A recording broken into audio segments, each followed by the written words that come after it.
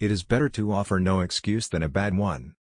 It is better to be alone than in bad company. If freedom of speech is taken away, then dumb and silent we may be led, like sheep to the slaughter. My mother was the most beautiful woman I ever saw. All I am I owe to my mother. I attribute my success in life to the moral, intellectual and physical education I received from her.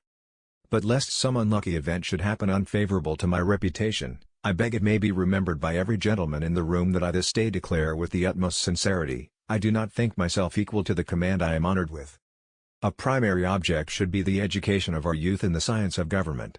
In a republic, what species of knowledge can be equally important?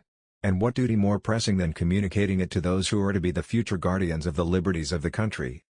Be courteous to all, but intimate with few, and let those few be well tried before you give them your confidence. True friendship is a plant of slow growth, and must undergo and withstand the shocks of adversity before it is entitled to appellation. A free people ought not only to be armed, but disciplined, to which end a uniform and well-digested plan is requisite, and their safety and interest require that they should promote such manufactories as tend to render them independent of others for essential, particularly military, supplies. In politics as in philosophy, my tenets are few and simple.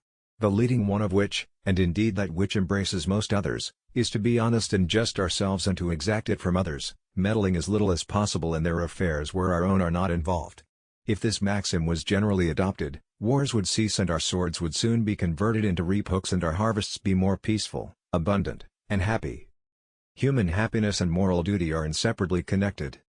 However, political parties may now and then answer popular ends, they are likely in the course of time and things, to become potent engines, by which cunning, ambitious, and unprincipled men will be enabled to subvert the power of the people and to usurp for themselves the reins of government, destroying afterwards the very engines which have lifted them to unjust dominion. 99% of failures come from people who make excuses. I hope I shall possess firmness and virtue enough to maintain what I consider the most enviable of all titles, the character of an honest man. There is nothing which can better deserve our patronage than the promotion of science and literature. Knowledge is in every country the surest basis of public. Guard against the impostures of pretended patriotism. Labor to keep alive in your breast that little spark of celestial fire called conscience. Perseverance and spirit have done wonders in all ages. Associate yourself with men of good quality, if you esteem your own reputation, for 'tis better to be alone than in bad company.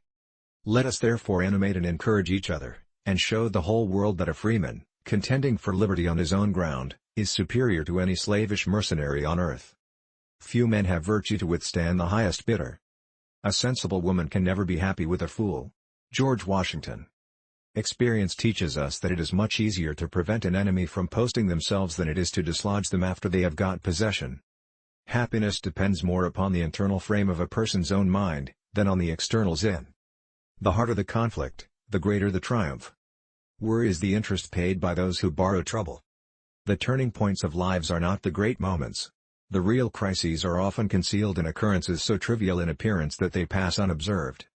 As mankind becomes more liberal, they will be more apt to allow that all those who conduct themselves as worthy members of the community are equally entitled to the protections of civil government.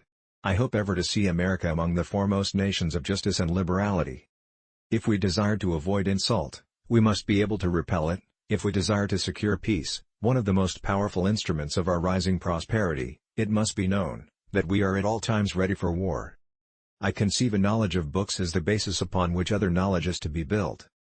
Paper money has had the effect in your state that it will ever have, to ruin commerce, oppress the honest, and open the door to every.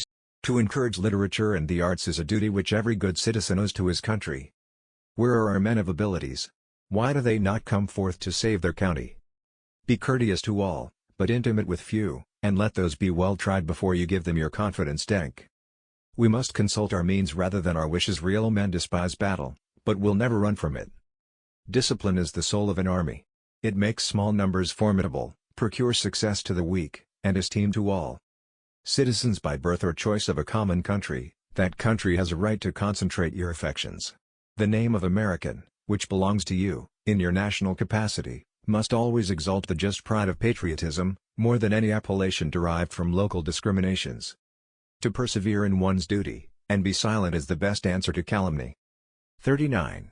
We should not look back unless it is to derive useful lessons from past errors, and for the purpose of profiting by dearly bought experience.